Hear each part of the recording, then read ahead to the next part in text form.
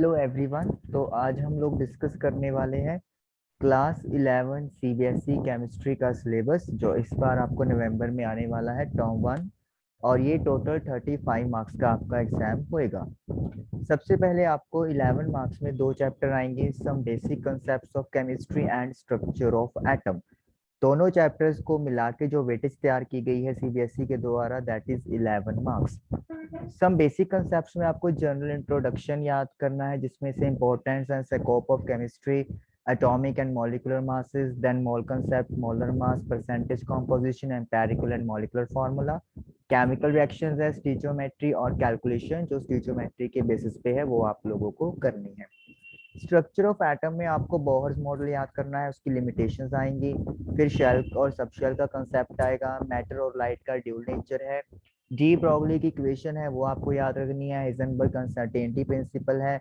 Orbitals का concept भी आएगा। क्वांटम नंबर्स हैं, एसपीडीएफ की शेप्स आएगी, वेरी इंपॉर्टेंट टॉपिक। फिर आपको कैसे ऑर्बिटल्स को फिल करते हैं इलेक्ट्रॉन के साथ वो टॉपिक करना है, जिसके अंदर आपको अफवा प्रिंसिपल मिलेगा, पॉलिस एक्सक्लूशन प्रिंसिपल मिलेगा और साथ में हर्ट्ज रूल भी मिलेगा। फिर आपको एटम्स की इलेक्ट्रॉनिक कॉन्फ़िगरेशन याद करनी है, और हाफ फिल्ड और कंप्लीटली फिल्ड क्यों स्टेबल होते हैं उनके बारे में भी आपको अच्छे से पढ़ना है। उसके बाद आएगा आपका 4 मार्क्स का chapter number 3, that is classification of elements and periodicity in properties. इसके अंदर आपको मॉडर्न पीरियोडिक लॉ पढ़ना है, और जो आज हम लोग पीरियोडिक टेबल यूज करते हैं उसके बारे में आपको स्टडी करनी है। फिर आपको कुछ जो ट्रेंड्स हैं प्रॉपर्टीज में वो आपको स्टडी आउट करने हैं, जैसे atomic radii, ionic radii, inert gas radii, ionisation enthalpy, electron gain enthalpy, electronegativity and valency. ये आप कुछ 10th में कर भी चुके हो, और लेकिन थोड़ा सा बस एक्सटेंड करके इस क्लास में आपको पढ़ना है। और फिर जिनका एटॉमिक नंबर 100 से ज्यादा है उन एलिमेंट्स के आप लोग को नॉमेनक्लेचर भी करना है। और ये चैप्टर आपको 4 मार्क्स में आने वाला है, तो यानी कि टोटल 15 मार्क्स का अभी तक कवर हो चुका है। 6 मार्क्स का chemical bonding and molecular structure आएगा, जिसमें आपको valence electron, ionic bond, covalent bond के बारे में पहले बताया जाएगा।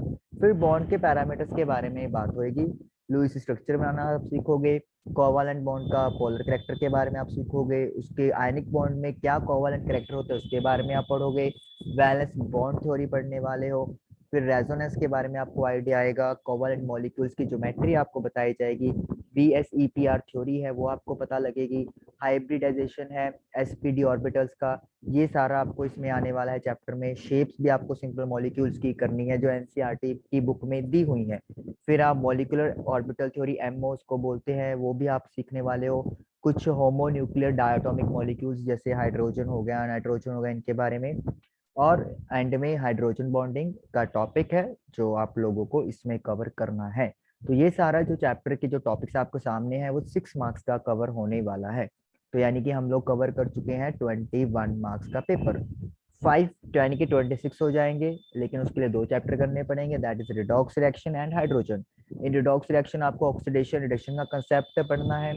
फिर रिडॉक्स रिएक्शन में आएंगे आपके बारे में, उसमें आपको ऑक्सीडेशन नंबर, कैसे आप रिडॉक्स रिएक्शन को बैलेंस कर सकते हो, वो यहाँ पे 10th वाला काम नहीं है कि आप लोग वो hit and trial method use करते थे, स्पेसिफिक मेथड्स हैं वो आपको यूज करने हैं।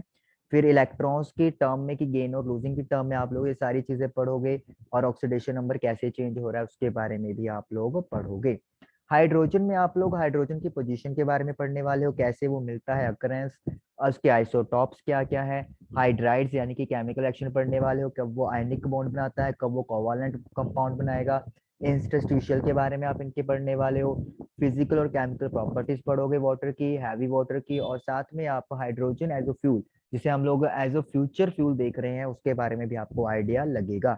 ये दोनों चैप्टर्स आपको टोटल 5 मार्क्स में सीबीएसई ने कवर करवाए हैं, तो 26 हो गया। तो लास्ट 9 मार्क्स के लिए आप लोग के लिए पास आ रहा है ऑर्गेनिक केमिस्ट्री, इंपॉर्टेंट। कुछ प्रिंसिपल और टेक्निक्स आएंगी, इंट्रोडक्शन है, क्लासिफिकेशन है, आईयूपीएसी नॉमेनक्लेचर आएगा ऑर्गेनिक कंपाउंड्स का। कुछ का नहीं है, बहुत सारे हैं यहाँ पे आप लोग को, तो इसलिए अच्छे से याद करना है।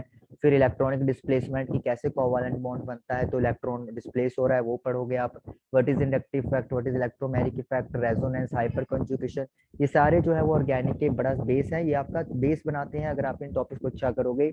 Homolytic heterolytic fusion of a covalent bond, covalent bond break होने के ये चीजें हैं आपके पास। फ्री रेडिकल्स क्या होते हैं, कार्बोकेटाइन, कार्बोएनाइन, इलेक्ट्रोफाइल्स, न्यूक्लियोफाइल्स, और ऑर्गेनिक रिएक्शन के टाइप्स। मतलब कहने का क्या है कि अगर आप ऑर्गेनिक केमिस्ट्री को अच्छे से यहाँ पे अपना बेस स्ट्रॉन्ग करना चाहते हो तो ये चैप्टर वही है जो आपका हाइड्रोकार्बन सॉरी ऑर्गेनिक केमिस्ट्री मतलब फर्स्ट स्टेप है जो आपको ऑर्गेनिक का आपका बेस बनाएगा। तो ये चैप्टर आपको बहुत अच्छे से करना है।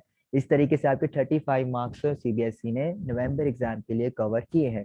अभी भी बहुत टाइम है दोस्तों, तो मैं अपनी तरफ से आप लोग को ऑल द वेरी बेस्ट कहना चाहूंगा, क्योंकि अगर आप लोग अभी से भी अच्छे से पढ़ाई शुरू कर दोगे तो श्योर है कि आप नवंबर के एग्जाम में बहुत अच्छा स्कोर करोगे। तो इसीलिए मेरी तरफ से all the very very best. Thank you for watching this video. Hope कि आप लोगों को इससे कुछ बेनिफिट होगा।